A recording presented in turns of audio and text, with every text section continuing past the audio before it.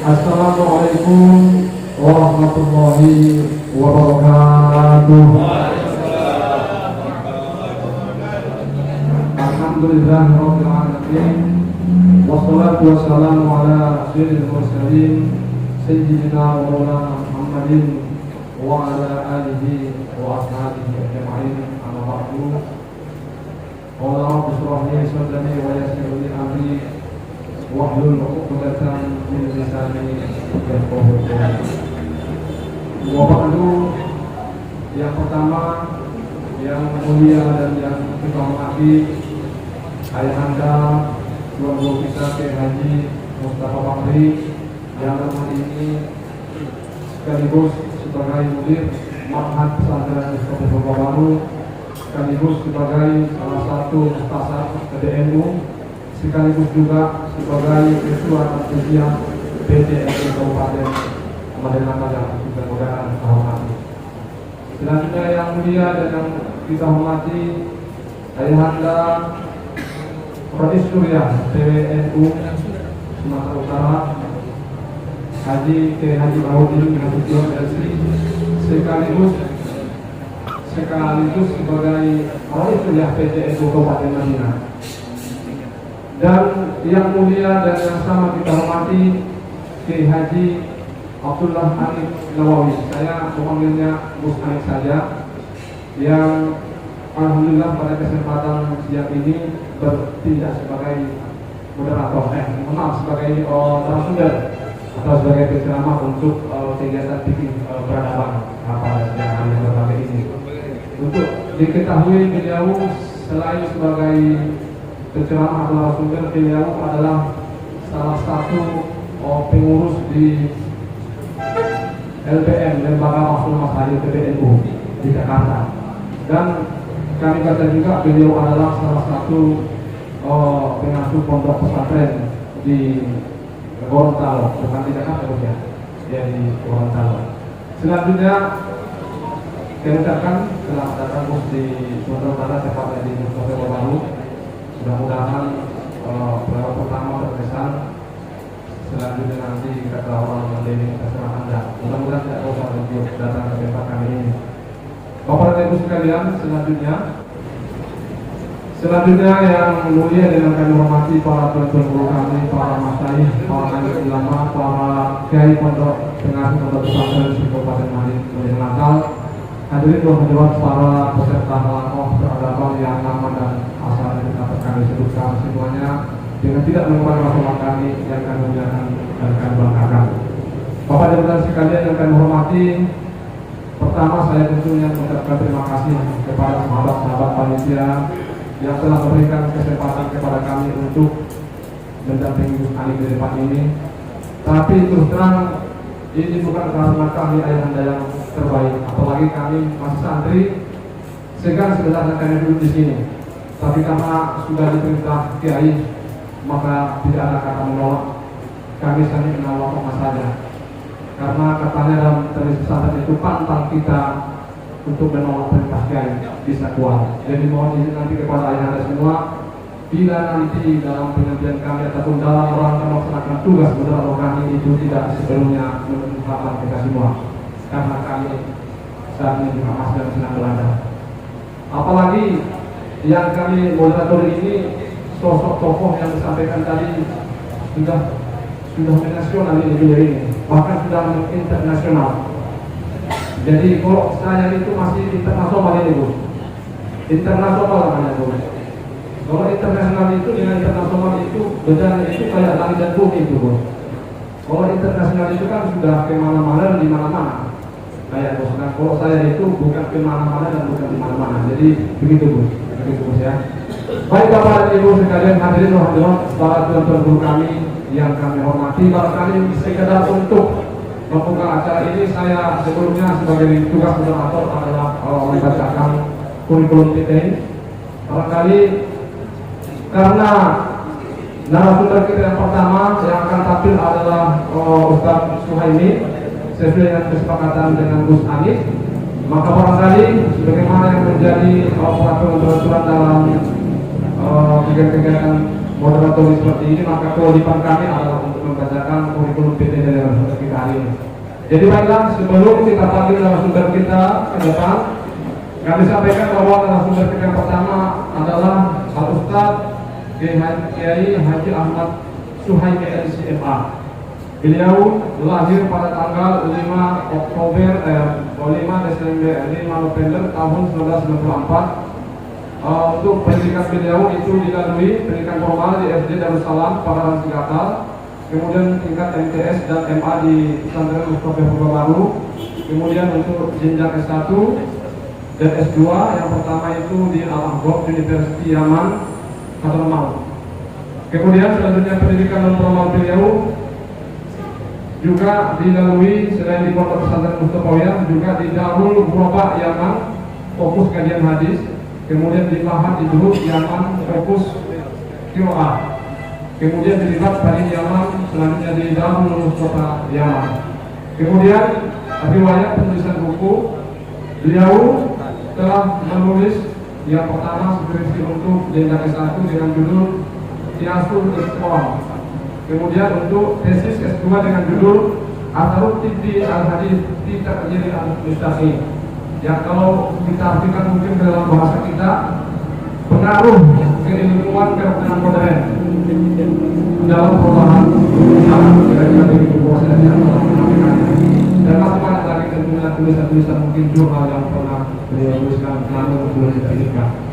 Kemudian riwayat organisasi atau pengajian, yang pertama sebagai pengurus cabang Nahdlatul Ulama Yaman tahun 2015. Kemudian juga pernah sebagai koordinator Perhimpunan Pelajar Indonesia atau PPI Indonesia Hadramaut, kemudian koordinator PPI Yaman, dan pernah juga sebagai koordinator FFI Forum Mahasiswa Islam Yaman, dan masih banyak lagi organisasi ada pengajian-pengajian beliau yang tidak dituliskan di buku ini. Jadi Bapak dan Ibu sekalian, barangkali karena yang akan menyampaikan sesi pertama itu adalah Ahmad Suhaimi, Ustaz Ahmad Suhaimi, maka langsung saja kami panggil ini Ustaz Ahmad Suhaimi untuk mengambil posisi di depan.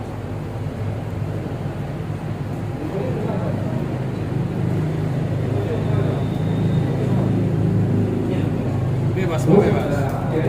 Ustaz, mau dia tahu dulu.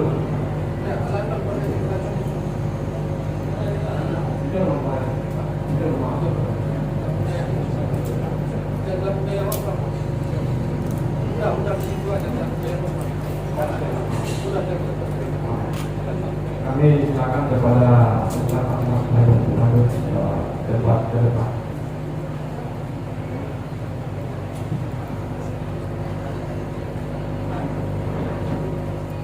Bapak dan Ibu sekalian, para tuan-tuan guru kami yang kami muliakan, ini sekedar pengantar barangkali ke diskusi halaman kita pada siang hari sore ini. Kami akan menyampaikan beberapa hal. Sebagaimana kita ketahui bahwa salah satu di antara sekian banyak tradisi pesantren yang hingga sekarang ini masih tumbuh dan kuat dipertahankan itu adalah tradisi pengajaran kitab suci atau yang juga disebut dengan kitab bos. Kajian fikih atau fikih adalah satu di antara sekian banyak disiplin atau kajian-kajian keilmuan pesantren yang paling dominan di kalangan pesantren hingga hari ini. Kebetulan bos, pada beberapa waktu yang lalu saya juga melakukan riset kepentingan. Saya menemukan bahwa di antara sekian banyak bidang studi yang dipelajari di pesantren itu di antaranya adalah kajian fikih yang paling banyak dan paling dominan dipertahankan di pesantren-pesantren tradisional. Ketika persoalan keumatan kita bawa ke dalam pesantren, baik itu yang menyangkut persoalan ekonomi, persoalan politik, persoalan moral, dan persoalan lain, maka selalu saja narasi fikih itu menjadi acuan utama dan pertama yang digunakan oleh para kiai. Meskipun kalau kita mau jujur sebenarnya fikih hanyalah satu di antara sekian banyak kajian-kajian yang ada di pesantren. Bapak dan Ibu sekalian, persoalannya sekarang dalam dominannya kajian fikih di pesantren, Pertanyaannya adalah bagaimana kemudian fikih sebagai bagian yang paling dominan atau yang paling sering dipelajari di pesantren itu mampu memberikan jawaban atau solusi terhadap berbagai persoalan yang kita hadapi saat ini, terlebih di zaman yang kita sebut dengan tatanan baru atau di mana berbagai perubahan kehidupan umat manusia terjadi. Persoalannya kemudian Bapak dan Ibu sekalian, cukup banyak di antara kita sekarang ini, tapi dalam tanda kutip bukan di Mustafa, bukan di Main Natal, yang cenderung mempersempit ajaran Islam karena kesalahan mereka di dalam memahami teks-teks keagamaan, baik yang ada dalam Al-Quran, hadis, ataupun yang ada dalam kitab-kitab kuno atau kitab-kitab kuning yang telah ditulis oleh ulama pertengahan. Mereka menggunakan jalan pikir yang konservatif atau cenderung tekstualis tanpa ada upaya mengkompromikan teks itu dengan perkembangan tatanan dunia baru dan perkembangan baru umat manusia. Kita dan sebagian orang di luar sana sering terperangkap kepada normativitas teoritik dan tekstualis. Karena yang kajian-kajian pikir kita sekarang ini kurang dinamis karena miskin perspektif. Bapak dan Ibu sekalian, para tuan-tuan kami, memang kalau kita merujuk kepada sejarah, perbedaan-perbedaan dalam memahami teks Al-Quran dan hadis itu sebenarnya sudah dari dulu terjadi. Kita mungkin masih ingat sekali bagaimana kaum Khawarij dengan kepicikan pemikirannya, lalu dengan mudahnya mengkafirkan Ali bin Abi Thalib ketika terjadi arbitrase antara kedua pihak yang pada waktu itu berseteru. Bahkan Khawarij menjadi dalam di balik terbunuhnya Ali bin Abi Thalib yang notabene sahabat karib Nabi, bahkan menantu Nabi, istri dari istrinya sendiri. Di Indonesia pun sebenarnya hal yang kurang lebih sama. Pemahaman seperti ini yang sempit dalam memahami teks Al-Quran ataupun hadis Nabi ataupun kajian-kajian klos yang kita katakan tadi kurang lebih masih marak terjadi. Setidaknya terjadinya berbagai tindakan-tindakan terorisme pada waktu belakangan ini yang menghalalkan berbagai cara dengan membawa atau mengatasnamakan nilai-nilai agama. Bagaimanapun ini adalah menjadi salah satu bukti bahwa paham Khawarij itu ataupun orang-orang yang sempit pemikirannya itu ternyata juga menyebar ke wilayah Indonesia. Jadi oleh karena itulah Bapak dan Ibu sekalian, PBNU dalam hal ini sebagaimana disampaikan oleh ayah Bunda Sekretariat tadi, berkewajiban atau merasa terpanggil untuk bagaimana supaya umat Islam ini dan kita khususnya para ustadzah tidak memiliki pikiran yang dangkal di dalam memahami teks-teks klasik ataupun khususnya Al-Quran, hadis dan kitab-kitab kuning. Supaya bagaimana? Supaya apa yang kita idamkan, yaitu al-Islam rahmatan lil alamin, Islam sebagai rahmat bagi semesta alam, Islam soleh di kulli zaman wa makan, memang bisa diwujudkan dalam setiap perubahan waktu atau zaman. Jadi untuk itulah Bapak dan Ibu sekalian, sekali lagi mohon maaf kita diundang ke tempat ini. Jadi mari kita manfaatkan waktu ini dengan sebaik-baiknya, dan harapan kami sebagaimana yang juga diarahkan dari BB semalam, agar nanti di acara ada semacam masukan-masukan, ada catatan-catatan dari peserta kelakoh.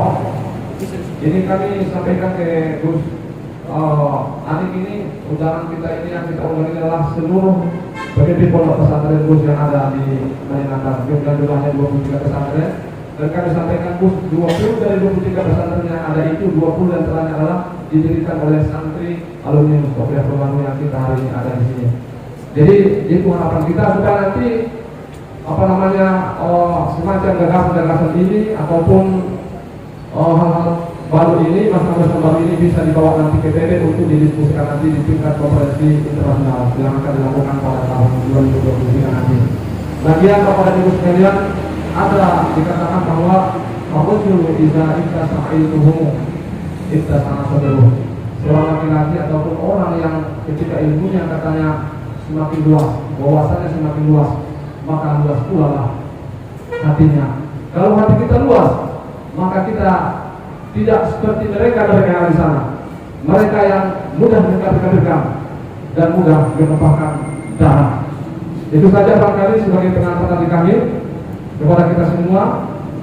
Selanjutnya waktu dan tempat sepenuhnya kami serahkan kepada Bapak Saudara. Kepada Bapak Al-Ustaz Ahmad Suhaimi LC MA, waktu kami persilakan. Assalamualaikum warahmatullahi wabarakatuh. Alhamdulillahi rabbil alamin wahdahu wassalatu wassalamu ala asyrafil anbiya'i wal mursalin wa ala alihi wa sahbihi ajma'in. Allahumma salli wa sallim wa barik ala sayyidina Muhammad wa ala ali sayyidina Muhammad. Yang saya hormati Bapak Ketua PWNU Sumatera Utara Kiai Haji Ayahanda Baharudin, sekaligus merangkap jabatan Ketua ataupun Dewan Suriah PCNU Mandailing. Begitu juga yang saya hormati Ayahanda Mudir Kiai Haji Mustafa Bakri Nasution sebagai Ketua Tamtidiyah PCNU Mandailing Natal beserta jajaran ataupun staf-stafnya. Dan yang saya hormati dan yang saya muliakan Kiai Haji ataupun Bapak Kiai Gus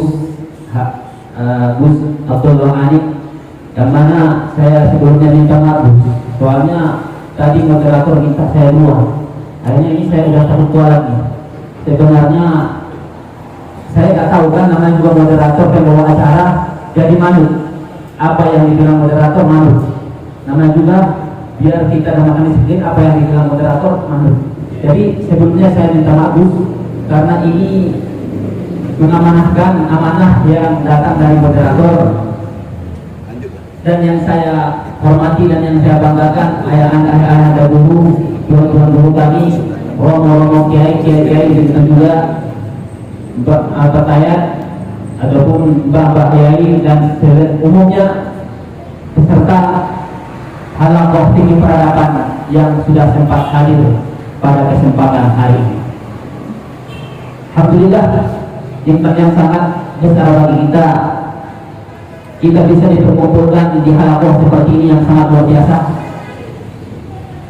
Kita berterima kasih kepada Yang Maha Besar. Semoga terima kasih ini bisa disampaikan oleh Gus Anik. Salah satunya bisa kita di Mandailing Natal dijadikan sebagai titik untuk mengadakan halaqah yang sangat hebat ini, begitu juga yang sangat raksasa. Kenapa saya bisa katakan sangat raksasa? Karena ini seperti tadi yang disampaikan oleh moderator, apa-apa nanti yang disebutkan di berbagai titik halaqah tinggi peradaban ini akan disampaikan ke muktamar internasional. Jadi ini sangat luar biasa, merupakan gagasan, merupakan program yang raksasa, makanya kita bersyukur bisa dipertemukan pada kesempatan hari ini.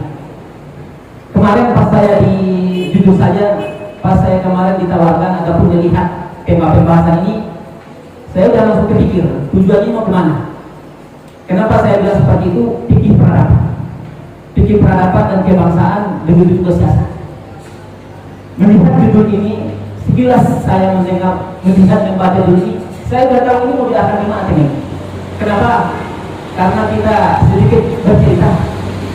Kita di Al-Ahqaf itu S2-nya itu udah capek ataupun udah capek membahas bagaimana masalah-masalah kontemporer, bagaimana mengupas fikih itu diterapkan dengan masa sekarang. Ataupun sering guru-guru kita di menasihati, iqra'u ma wara'an nas. Kalian bacalah apa yang di belakang nas. Semua orang mungkin bisa baca fikih secara tekstual. Namun bukan setiap orang bisa baca fikih apa yang di belakang teks tersebut. Jadi iqra'u, itulah pesan guru-guru kita sekali di S2 itu, Iqra'u ma wara'a nas. Kalau kalian bacalah fikih itu apa yang ada di belakangnya, makna yang tersirat yang di belakangnya. Karena setiap orang bisa aja baca fikih secara tua. Namun bukan setiap orang yang bisa untuk membaca fikih ataupun menyesuaikan fikih yang diterapkan ataupun yang disusun oleh ulama kita untuk menyerapkan, begitu juga untuk menyesuaikan dengan lapangan ataupun dengan realita yang ada di zaman sekarang ini. Sangat banyak perubahan. Makanya namun kita itu fokus awal-awal di S2 itu fokus membahas aktualisasi, masalah-masalah fikih kontemporer yang berbeda dengan aktualisasi, perkawinan, kolak, cerai dan lain-lain. Setelah itu setelah kita pasti pertama tentang aktualisasi, fokus kepada secara apa-apa yang ada dunia di masalah-masalah kontemporer, baik fikih peradaban, fikih siasat, itu semua alhamdulillah sudah kita kaji, sudah kita dibimbing bagaimana untuk membaca fikih itu dari belakang ataupun apa yang tersirat di belakang fikih tersebut. Makanya sedikit memberikan ataupun bercerita pengalaman kita di S2 itu di saat mengajukan judul skripsi ataupun tesis itu tidak boleh di saat guru-guru itu melihat ataupun dosen-dosen itu melihat judulnya itu tidak ada di situ sesuatu yang baru, maka ditolak mentah-mentah. Di saat judul yang kita ajukan, di saat judul tesis yang kita ajukan itu tidak ada sesuatu yang baru di situ, tidak bisa mendatangkan yang baru, tidak bisa membuat baju yang baru terhadap judul tersebut, maka itu akan ditolak mentah-mentah. Sampai-sampai teman saya sampai sekarang udah setahun setengah mengajukan judul belum diterima. Berkali-kali mengajukan judul belum diterima. Kenapa? Karena judul yang diajukan tidak ada yang baru di situ. Makanya itulah ketatnya di sana itu bagaimana membahas kontemporer, bagaimana mengkaji ataupun membaca fikih dengan apa yang tersirat, apa yang ada di belakang nas itu semua, dan menyesuaikan dengan masa kita sekarang ataupun dengan realita yang ada di mata kita sendiri. Sangat banyak perubahan sebagaimana nanti kita dengarkan dari kiai atau pembawa kiai, sangat banyak perubahan-perubahan yang ada di kitab-kitab fikih, kitab-kitab klasik. Salah satunya adalah yang berkaitan dengan peradaban ataupun tata negara dan lain-lain. Jadi makanya kemarin saya sempat ditawarkan ataupun di saat saya ditunjuk sebagai narasumber, maka saya tanpa mikir untuk menerima langsung. Kenapa? Karena sudah sampai di situ, ingin mengaplikasikan ke ataupun sering saya berbagi bagaimana pengalaman-pengalaman kita di saat mengkaji masalah-masalah fikih, di saat mengkaji masalah-masalah kontemporer, di saat membaca fikih itu dan menyesuaikan dengan apa yang di lapangan, apa yang ada di mata kita sekarang, yang ada perubahan yang sangat begitu ataupun yang begitu besar. Jadi langsung saja, itu sekilas tentang pengalaman, sekilas pentingnya untuk ataupun pentingnya ataupun urgensinya halakoh yang diadakan NU ini. Maka kita bersyukur kita di Mandailing Natal bisa dijadikan sebagai salah satu titik untuk mengkaji ataupun untuk mengadakan halakoh seperti ini. Jadi kita doakan semoga beliau-beliau pengurus NU pusat itu diberikan oleh Allah ketabahan, kesabaran, begitu juga untuk terus berjuang bagaimana nanti ini memperjuangkan halakoh kita ini supaya nanti bisa hasilnya itu diangkat ke mata dunia ataupun bisa memperbaiki masalah-masalah umat yang ada di berbalah ataupun yang ada di belahan ataupun di berbagai negara. Nah, sedikit tentang peradaban. Peradaban ini sebagaimana Ibnu Khaldun di dalam kitabnya Muqaddimah Ibnu Khaldun yang begitu masyhur di halaman 216, beliau itu mendefinisikan bahwasanya peradaban itu adalah merupakan kemacamragaman dalam memperoleh kemakmuran. Begitu juga untuk mengatur semua apa-apa yang ingin dicapai, apa-apa yang ingin diperoleh dalam kehidupan ini. Jadi sebuah kemacamragaman untuk memperoleh kemakmuran, begitu juga untuk mentata, memperbaiki apa-apa yang ada di lapangan, apa-apa yang ada di depan mata kita semua. Jadi beliau di situ sangat membahas secara detail tentang peradaban, begitu juga tentang perkembangan peradaban. Peradaban itu ada berbeda peradaban dulu dan peradaban sekarang, berbeda peradaban kuno dan peradaban modern. Jadi dulu itu belahan dunia ini masih bisa dikatakan dengan satu negara, masih bisa dikatakan semuanya kita satu negara. Ataupun dalam bahasa fikihnya al-balad Islamiyah, negara Islam. Namun sekarang udah berbeda. Sekarang udah disekat negara ini berbeda. Udah ada jalur masing-masing, udah ada batas negara masing-masing, sehingga ada setiap negara mempunyai undang-undang khusus, mempunyai peraturan khusus, sehingga sekarang saat kita ingin pindah, di saat kita ingin berangkat, di saat kita ingin musafir, di saat kita ingin berkunjung ke satu negara, pasti butuh paspor, pasti butuh visa. Tapi dulu nggak butuh. Seperti yang kalau kita baca sejarah-sejarah ulama-ulama Mandailing, ulama-ulama Mandailing seperti Syekh Mustafa Utsaimin, pendiri Mustafa ya. Di saat beliau itu berada di Makkah itu bukan karena butuh ngurus visa, butuh paspor, tapi apa? Di saat beliau berada di Makkah itu karena apa? Karena bertepatan ikut sama rombongan yang naik haji. Pas berangkat naik haji ke sana, pas setelah melakukan haji, maka setelah itu langsung di situ belajar, menetap di situ bertahun-tahun untuk belajar menimba ilmu. Begitu juga ulama-ulama yang lain. Dulu itu di saat ingin pindah, seperti kita saksikan ulama-ulama terdahulu, Imam Bukhari, begitu juga Imam Syafi'i pindah dari Irak ke Mesir, begitu juga Imam Al-Bukhari mencari hadis ke berbagai negara, tidak butuh paspor, tidak butuh visa. Itu udah berbeda. Jadi apa yang perlu kita tadi, apa yang perlu kita pahami dari sini, bahwa sangat butuh sekali untuk membaca ulang fikih dengan menyesuaikan lapangan ataupun menyesuaikan realita yang ada sekarang. Soalnya udah berbeda. Contoh, ulama di saat ulama Fuqaha ataupun di saat Fuqaha mengatakan Al-Qaryah, di saat Fuqaha mengatakan Al-Balad, di saat mengatakan Al-Madinah, apa itu nama Qaryah? Apa nama Madinah? Apa nama Al-Balad? Apakah seperti Balad ataupun negara yang ada mereka di zaman mereka sama seperti sekarang? Tidak, berbeda. Qaryah yang ada di zaman mereka apakah sama seperti sekarang? Karena Qaryah di zaman mereka itu pasti ada batas-batasannya. Mungkin satu Korea atau Korea lain dibatasi dengan tanah lapang, dibatasi dengan suhro. Jadi udah berbeda. Jadi perlu kita ataupun rombongan kiai ataupun penerus-penerus ini perlu kita mengkaji ulang, membaca fikih secara menyesuaikan, dengan cara menyesuaikan dengan lapangan ataupun dengan realita yang ada di depan mata kita. Jadi itu sekedar tentang perbahasan ataupun tentang peradaban. Jadi salah satu kemarin di saat saya disodorkan beberapa tema ataupun subtema yang disodorkan oleh NU, itu ada tema, salah satunya adalah di sini ada tatanan dunia baru. Kita akan singgung, namun ini adalah merupakan tema beliau, kita akan kasih ke beliau nanti secara utuh tema ini. Namun saya akan memilih tema yang salah satu tema yang 5 yang disodorkan kemarin, yaitu fikih komunitas, fikih kaum komunitas. Kenapa saya pilih tema ini? Coba kita bayangkan berapa orang umat Islam yang dianiaya di negara-negara sana, di negara-negara barat, di negara-negara luar, banyak dianiaya. Kenapa? Karena komunitas. Alangkah banyak orang-orang muslim, saudara-saudara kaum muslim di dunia mana, di belahan dunia, dianiaya, dipermainkan. Kenapa? Karena komunitas. Jadi kenapa saya pilih tema ini? Karena sangat erat hubungannya dengan tema yang disodorkan oleh beliau, oleh Romo Kiai, yaitu tatanan dunia. Jadi apa itu komunitas? Fikih komunitas, apa yang namanya fikih komunitas?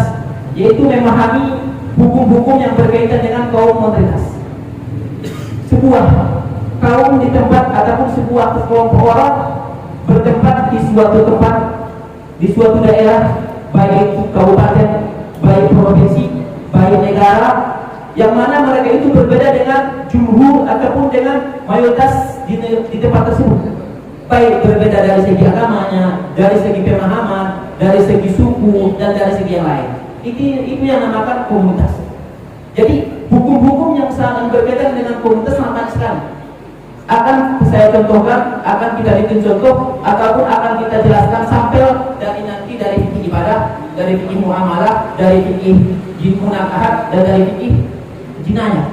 Insya Allah kita akan ambil sampel ataupun contoh tentang fikih ataupun fikih komunitas yang perlu dikaji ulang, yang perlu dibahasakan ataupun direvisi bahasanya di zaman sekarang ini. Biar kenapa? Biar tidak salah hukum. Biar tidak, biar apa? Biar sesuai dengan apa? Dengan kaidah yang umum. Al-masalih, surya, ma min hukmin. Tidak ada satu hukum haqqallahu bihi yang dihukumkan oleh Allah illa fi maslahatul lil ibad. Kecuali di situ ada masalah untuk hamba, untuk manusia, di maslahat dunia wal akhirah. Untuk kemaslahatan ataupun kemaslahatan dunia ataupun kemaslahatan akhirat. Jadi ma min hukmin, tidak ada satu hukum haqqallahu bihi yang dihukumkan oleh Allah illa fi maslahat. Kecuali di situ ada maslahat untuk orang-orang, untuk manusia, baik di maslahat dunia atau di maslahat akhirat, baik untuk kemaslahatan dunia ataupun kemaslahatan akhirat. Jadi perlu dikaji ulang fikih tersebut. Kenapa? Buat sesuai dengan relevan, ataupun biar relevan sesuai dengan apa, dengan zaman segala. Biar sesuai dengan lapangan ataupun dengan apa yang ada di masyarakat, apa yang ada di lapangan. Kalau enggak, nanti itu berbeda dengan maqasid syariah. Berarti itu hukum yang Allah kasih, hukum yang dituliskan ulama tak relevan dong, tak sesuai dengan masa. Berarti hukum itu amburadul dong, enggak.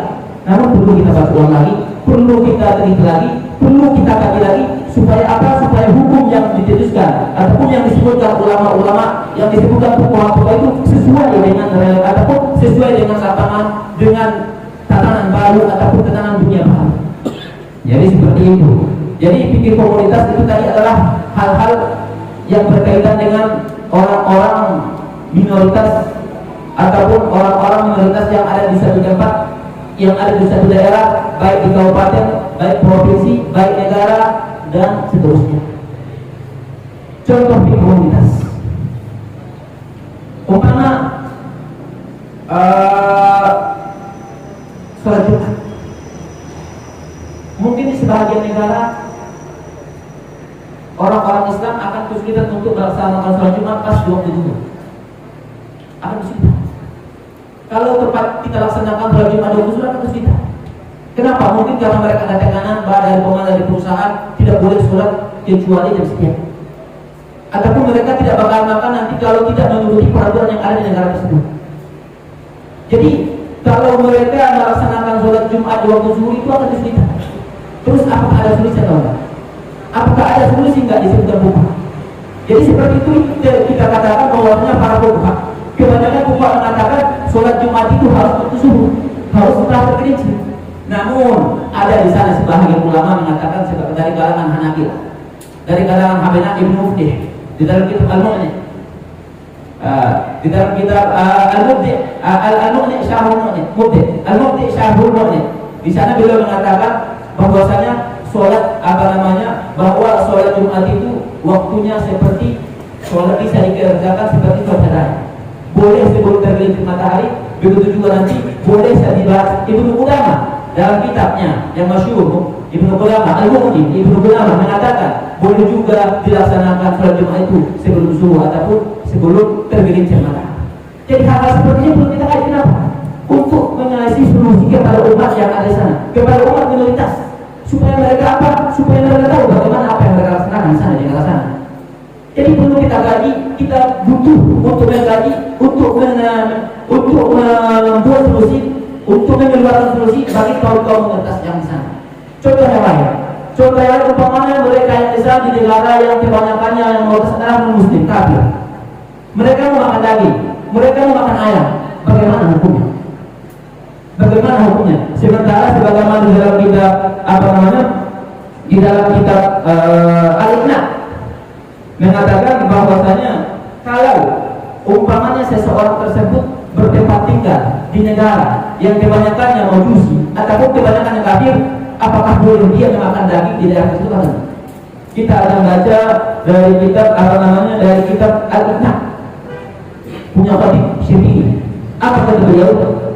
Fa'idha kana fil baladi majusiyun wa muslimun wa dirullah la yurul haywan hal huwa muslim aw majusi.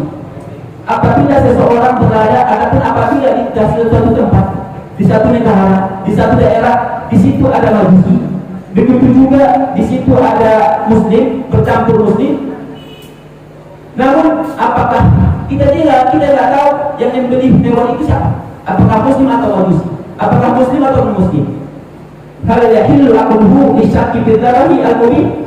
Apakah boleh memakan daging tersebut, hewan tersebut karena ragu tentang siapa yang membimbingi, maka walas beragam. Asalnya adalah tidak tidak halal. Nah, ingkar muslimun adalah akan tetapi jika orang-orang muslim lebih mayoritas di tempat tersebut, karena pimpinan Islam pada bagi ayat ini, maka semestinya halal memakan daging tersebut. Terus apa yang kita pahami dari sini? Dari kalau kita melihat pendapat ulama-ulama Syafi'iyah, kalau orang tersebut bersempat tinggal di yang mayoritas muslim, maka tidak boleh memakan daging dari tempat tersebut. Terus bagaimana saudara-saudara kita yang bertempat tinggal di sana, yang mayoritasnya itu adalah muslim, mereka bagaimana untuk makan daging? Bagaimana untuk bisa menikmati daging, baik ayam ataupun daging yang lain? Itu perlu kita kasih solusi. Namanya pergi komunitas nanti. Itu yang berkaitan dengan ibadah. Kita sedikit kita ambil sedikit dengan muamalah. Contoh fikih komunitas tentang muamalah seperti apa? Umpamanya seperti di negara-negara asing mungkin sebagian ada yang beli rumah itu harus dengan lewat bank yang konvensional. Terus bagaimana mereka itu supaya tinggal di sana? Apakah boleh? Bagaimana solusinya? Itu juga perlu itu juga perlu kita kaji. Kita kaji sebagai santri ataupun sebagai kiai. Untuk pernikahan, salah satu sampel fikih ataupun fikih komunitas yang berkaitan dengan pernikahan, fuqaha mengatakan bahwasanya tidak boleh ataupun di saat perempuan itu masuk Islam, ada suami istri mereka itu non muslim, dua-duanya muslim, tiba-tiba istrinya masuk Islam, bagaimana hukum pernikahan mereka? Apakah cerai otomatis atau tidak? Kalau kita koleksi perkataan, kalau kita koleksi kitab-kitab fikih Imam Syafi'i, pasti mengatakan adalah otomatis langsung batal pernikahannya. Namun kalau kita teliti lebih dalam lagi, kita baca tahqiqul manatnya ataupun ilat hukumnya itu apa, maka di sana juga ada yang mengatakan tidak langsung bercerai. Di sana ada 9 pendapat, sebagaimana yang dinukil Ibnu Qayyim. Di sana ada 9 pendapat, sebagaimana yang dinukil Ibnu Qayyim di kitab beliau Al-Ahkam Ad-Diniyah. Kalau salah, di sana ada 9 pendapat yang dinukil beliau tentang apa? Tentang kalau seorang perempuan masuk Islam, kemudian suaminya tetap non-muslim, apakah langsung pernikahannya batal atau tidak? Apakah langsung bercerai atau tidak? Di sana ada 9 pendapat. Inilah yang perlu kita kaji. Inilah sekedar sampel tentang fikih komunitas, tentang fikih peradaban ataupun tatanan baru dunia. Perlu kita apa? Perlu kita mengkaji ulang. Bukan kita katakan bahwasanya fikih yang diputuskan, fikih yang disebutkan para pokok itu tidak serelevan, tidak mengatakan, kita tidak boleh mengatakan. Imam Haramain mengatakan apa? Kata Imam Haramain mengatakan tidak ada satu hukum yang disebutkan para fuqaha itu kecuali maslahah, kecuali di situ cocok ataupun relevan sampai hari kiamat. Apa-apa yang ditulis para fuqaha mulai dari zaman ke zaman, dari Imam Syafi'i, dari pendiri mazhab, terus dari mujtahid muda, mujtahid muntasib, mujtahid mazhab, mujtahid tarjih, mujtahid mazhab ataupun naqdul fikih sampai ke naqdul fikih, itu rentetan fuqaha. Apa-apa yang diberitakan, apa-apa yang mereka tulis, itu semuanya adalah di situ ada hukumnya sampai hari kiamat, sampai masalah-masalah yang ada di hari kiamat, sampai ke hari kiamat. Terus bagaimana? Apa solusinya? Bagaimana kita mengetahuinya? Terus tugas siapa untuk mengetahui, untuk menggali itu tersebut? Kita adalah sebagai orang ataupun kiai.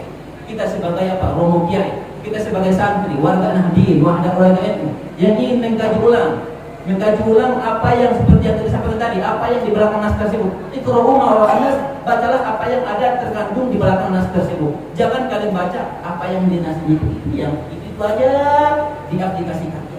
Tidak membuka nalar ataupun tidak membuka logika ataupun pikiran ataupun akal untuk apa? Untuk meluas apa yang ada di nas tersebut, di teks yang disebutkan para fuqaha itu. Jadi itu tentang segala sampel fikih komunitas ataupun yang akan berkaitan dengan banyak sekali kaitan dengan tatanan negara baru. Jadi sebelum saya ke pembahasan terakhir, ada yang penting saya sampaikan kepada kiai-kiai, kepada ataupun generasi-generasi fuqaha ataupun bisa dikatakan istilah fuqaha al-asr, fuqaha di zaman sekarang, ataupun para kiai-kiai bagaimana sikap kita dalam mengkaji fikih peradaban, fikih siasat, begitu juga tentang dunia baru, begitu juga tema-tema yang lain yang diajukan oleh ataupun yang diangkat oleh ini. Ada 10 langkah, ada 10 strategi yang perlu kita perhatikan dalam mengkaji, dalam memahami, dalam mencermati fikih-fikih yang berkaitan dengan seperti ini: fikih peradaban, fikih komunitas, fikih tatanan dunia baru, terus fikih-fikih yang berkaitan kontemporer, yang berbau-bau kontemporer yang baru-baru. Ada 10 yang perlu kita perhatikan. Yang pertama adalah apa? Yang pertama, di saat mengkajinya harus jangan ada tekanan dari organisasi apapun, dari siapapun. Di saat kita mengkaji masalah tersebut, jangan karena tekanan dari lembaga ini supaya apa? Mencari solusi supaya boleh ini. Jangan. Namun kita kita mengkaji masalah itu dengan pikiran kosong, dengan tanpa ada tekanan dari siapapun. Supaya apa? Supaya kita sampai kepada hukum yang sebenarnya. Tidak ada fanatisme nanti. Tidak ada ingin mendukung golongan ini, ingin menyelamatkan golongan ini, ingin menyelamatkan organisasi ini, ingin menyelamatkan komunitas ini. Tidak. Namun di saat kita mengkaji masalah yang terbaru, di saat kita mengkaji masalah kontemporer, apa yang perlu kita bilang? Pikiran kosong. Jangan karena ada tekanan dari siapapun kita mengkaji masalah tersebut. Supaya apa? Supaya kita sampai ke hukum yang sebenarnya. Itu yang kedua. Yang ketiga, yang pertama. Yang kedua, apa yang perlu kita perhatikan di saat kita mengkaji masalah-masalah seperti ini, di saat kita membaca fikih dengan cara yang baru. Yang kedua adalah yaitu hasil yang kita dapati, jangan menyalahi dalil-dalil yang qat'i, ataupun jangan menyalahi qiyas ataupun ijma'. Jadi dalil qat'i ada 2 macam, qat'iyud dalalah dan qat'iyud thubut. Apa yang bukan qat'iyud dalalah adalah apapun objek dalil tersebut tepat pada tempatnya. Apa yang bukan qat'iyud thubut? Dalil tersebut benar-benar diriwayatkan dari bulan sampai ke Rasulullah Shallallahu Alaihi Wasallam.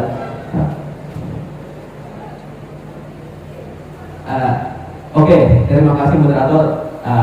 Jadi langsung saja untuk mempersingkat waktu, kita nggak usah jabarkan sejabar mungkin, hanya sekedar poin-poin ini saja. Jadi itu tadi yang kedua. Yang kedua adalah bagaimana kita di saat kita mengkaji masalah-masalah kontemporer, di saat kita mengkaji masalah-masalah komunitas.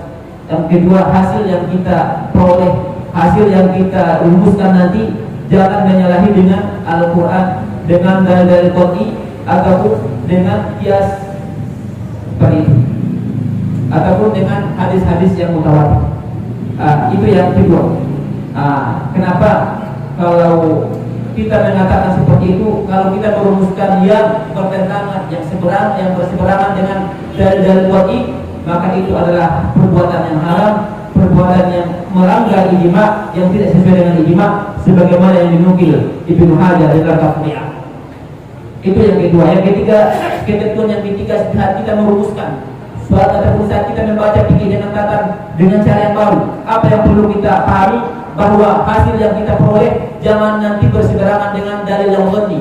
Apa dalil yang qat'i? Yang sudah jelas wajib dalahnya. Apa makna wajib dalah? Pola pikir yang dibangun dalam menyandingkan hukum ke dalil. Itu makna wajib dalah. Contoh, dalil sholat apa? Aqimus sholat. Nah, kenapa itu bisa aqimus sholat dari kita wajib sholat? Karena aqimus sholat adalah perintah. Di saat perintah adalah berarti sejak perintah adalah wajib. Itu namanya wajib dalah. Pola pikir yang dibangun dalam menyandingkan hukum ke dalil, itu namanya wajib dalah. Jadi itu yang ketiga. Yang keempat, bahwasanya rumus ataupun hasil yang kita rumuskan saat mengkaji masalah-masalah seperti ini jangan menyalahi, jangan berbeda dengan qawaid kuliah. Yang kelima yang perlu kita pahami, bahwa rumusan ataupun kajian yang kita rumuskan di saat membahas masalah-masalah kontemporer seperti ini, jangan apa? Harus sesuai hukum yang kita rumuskan dengan dalil-dalilnya. Harus sepasang. Kadang-kadang gini, sebagian lembaga ataupun lembaga maksud masa itu, di saat mereka merumuskan satu hukum, di saat mereka membahas satu masalah, mereka rumuskan satu hukum, kadang-kadang hukum yang mereka rumuskan itu nggak sesuai dengan dalil yang mereka bangun. Akhirnya kayak apa? Sungsang. Nggak sesuai dengan dalil, nggak sesuai dengan dalil dengan hukum. Maka itu campur aduk namanya. Jadi perlu diperhatikan kesesuaian antara hukum yang dirumuskan dengan dalil yang ada pada masalah tersebut, supaya hasilnya, supaya rumusnya, ataupun supaya hasil yang diperoleh tidak amburadul ataupun tidak sungsang. Jadi itu yang kelima. Yang keenam yang perlu diperhatikan adalah tidak sembrono. Tidak sembrono dalam menyimpulkan. Tidak anggap remeh, tidak terlalu toleran, dan tidak terlalu terlalu keras. Tidak terlalu ekstrim dalam menyimpulkan, dan jangan terlalu mudah dalam menyimpulkan hukum. Jangan terlalu sembrono.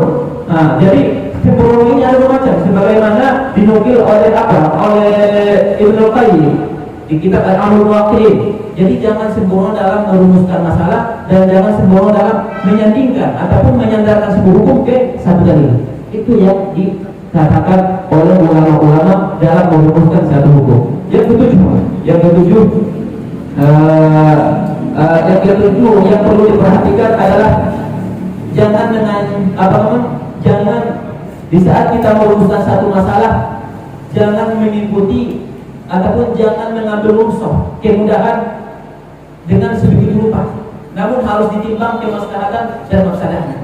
Yang terakhir ataupun yang selanjutnya yang perlu kita perhatikan dalam mengkaji, dalam membaca fikih dengan kata cara yang baru, dengan pola pikir yang baru, apa yang perlu, bahwasanya jangan ada at-taharrur min iltizamil madhhabi. Jangan mematokkan untuk mengikut satu mazhab saja. Kenapa? Kalau kita berpatokan, kalau kita punya target bahwa kita merumuskan satu hukum untuk mengikut satu mazhab saja, maka dunianya akan sempit. Maka akan banyak masalah-masalah di dunia, akan banyak masalah-masalah tatanan dunia baru yang bertentangan, yang bersalahan dengan hukum syariat. Sehingga perlu kita mengkaji ulang, perlu kita mengkaji dengan seksama, perlu kita merumuskan masalah dengan seksama, dengan ketentuan ataupun dengan dhawabit, dengan ketentuan-ketentuan yang ada. Jadi itu merupakan yang perlu kita perhatikan di saat kita merumuskan suatu masalah, ataupun di saat kita mengkaji masalah-masalah kontemporer, ataupun di saat kita mengkaji masalah-masalah fikih peradaban, fikih komunitas, fikih tatanan dunia baru, fikih siasat dan lain, perlu kita perhatikan seperti itu. Jangan jangan di hukum yang kita rumuskan ataupun fikih yang baru, fikih dengan pakaian baru, itu bahasanya itu. Fikih dengan pakaian baru yang kita rumuskan sesuai dengan maqasid syariah, sesuai dengan tujuan syariat, apa yang diinginkan oleh Allah, begitu juga apa yang diinginkan oleh Rasulullah sallallahu alaihi wasallam. Jadi hal seperti ini kita penerus kitab Turab, penerus ataupun pemegang warisan para fuqaha, para ulama-ulama kita perlu kita perhatikan. Kalau bukan kita memperhatikan siapa lagi? Kalau bukan kita yang mengkaji siapa lagi? Kalau bukan kita dari kalangan NU, dari kiai-kiai yang ingin mengkaji, yang ingin membaca fikih itu secara apa? Secara seksama, secara waru'an nas, apa yang ada tersirat di belakang nas tersebut? Siapa lagi? Jadi untuk itu saja yang bisa dapat saya sampaikan. Mungkin nanti untuk lebih lengkapnya, untuk lebih sempurnanya, itu hanya sekedar pengantar tadi, Gus. Jadi mohon kiranya untuk disempurnakan dan dibenarkan kalau ada yang salah, begitu juga dilengkapi kalau ada yang kurang. Jadi Allahumma barik lana wa cukup sekian, kurang lebih saya minta maaf. Assalamualaikum warahmatullahi wabarakatuh. Kepada Ustaz Suhaimi LCMA yang telah memaparkan materinya tentang fikih siasat komunitas tadi, kalau saya tidak salah dari Jakarta. Yang pasti dari sekian banyak pemaparan, dari sekian lama waktu yang telah digunakan untuk memaparkan materi tentang fikih komunitas ini, satu hal yang perlu kita catat bahwa dunia sekarang telah berubah, tatanan dunia telah berubah. Karena itu kita sebagai umat memang tidak boleh kaku lagi dalam memahami teks-teks ataupun ajaran semacam itu. Jadi bagaimanapun dibutuhkan rekontekstualisasi hukum-hukum Islam sesuai dengan perkembangan zaman, tetapi dengan catatan tadi tidak menggagahi dalil dasar hukum itu sendiri. Jadi itu perlu dicatat. Jadi bukan menatahi, tapi merekontekstualisasi. Jadi Bapak Ibu sekalian, seharusnya setelah pemaparan itu akan dibuka sesi tanya jawab. Jadi karena waktu kita sudah menentukan jam pukul 10 lewat lebih kurang 30, target kita sesuai dengan arahan panitia nanti sebelum zuhur sudah selesai acara. Jadi kalau bisa pertanyaan yang akan disampaikan ke dalam leader, khususnya dalam leader yang pertama tadi dicatat dulu. Nanti pada saat setelah selesai pemaparan dari materi yang kedua baru kita buka sesi tanya jawab. Bisa kira-kira Pak ya? Jadi mohon nanti dipersiapkan pertanyaan terbaiknya karena ini mendukung orang PBNU dalam surut serta membangun peradaban umat yang aman dan damai. Jadi Bapak dan Ibu sekalian, tuan-tuan guru kami yang kami hormati, barangkali tidak lagi memperpanjang